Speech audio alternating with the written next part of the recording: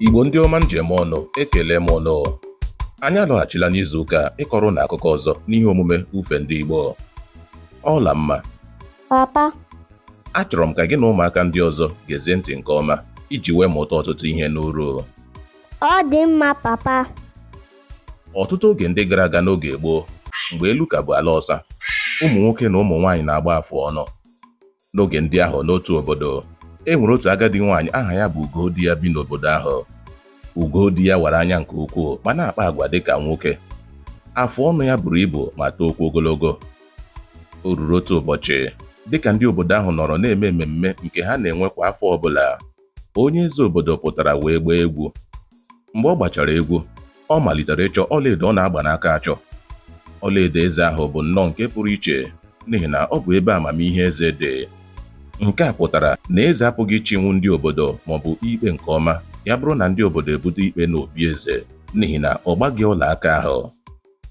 Ka nke a na-eme, onye ọbụla ma ewu ma ọkụkọ malitere ịchọ ọla aka eze ahụ n'ike n'ike.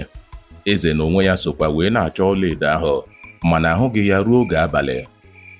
N'ihi nke a, eze wee kwepụ nkwa na onye ọbụla ga-achọta ọla ahụ na ya ga-enye ya ọkara alaeze ya nakwa ọtụtụ akụ ndị ọzọ.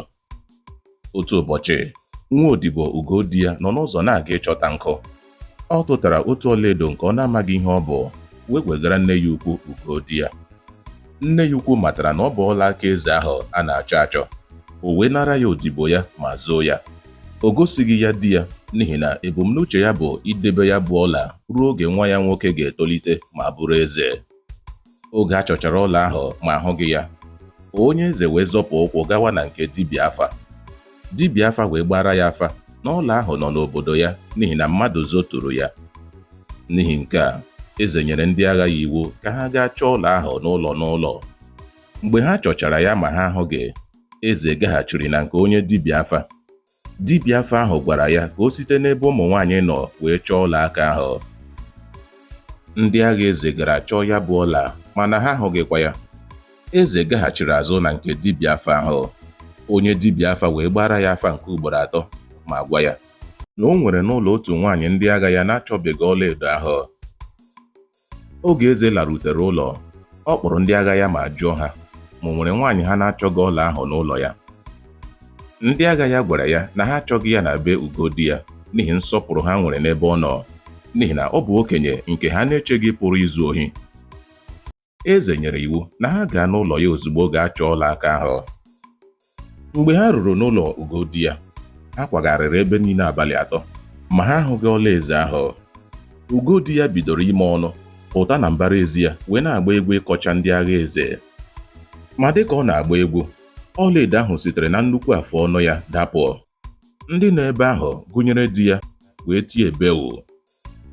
Eze jiri iwe wee nye iwu ka ndị agha ya kpụọ Ugodi afụọnụ ozugbo. Mgbe ha mechara nke ahụ, eze nyekwuru iwu ka a kpụọ ụmụ nwaanyị niile afụọnụ ha ma tee agba ha nsị mbe. Eze kwubikwara okwu na ụmụ nwaanyị agaghịkwa na-agbazi afụọnụ ọzọ. Ọ bụ nke a mere na ụmụ nwaanyị anaghị agba afụọnụ ruo kwa taa. Ndị okenye na-ekwu sị, otu mkpịsị aka rụta mmanụ, ihe metụ ndị ọzọ. Nke ahụ bụ eziokwu, papa. N'ebe a ka anyị ga-achịsa ọwa n'akụkọ nke taa.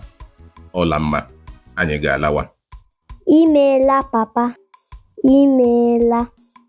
Onye ọma m, tutu ruokwa n'izu ụka ọzọ. Ka emesịanụ. Ka emesịanụ. Ngwa kọba n'ọba soshal midia chanel anyị ugbu a. Gosi anyị na ị hụrụ ihe anyị na-eme n'anya, depụtara anyị uche obi gị ma nyere anyị aka kesara ya ọha na eze. Daalụ sọ.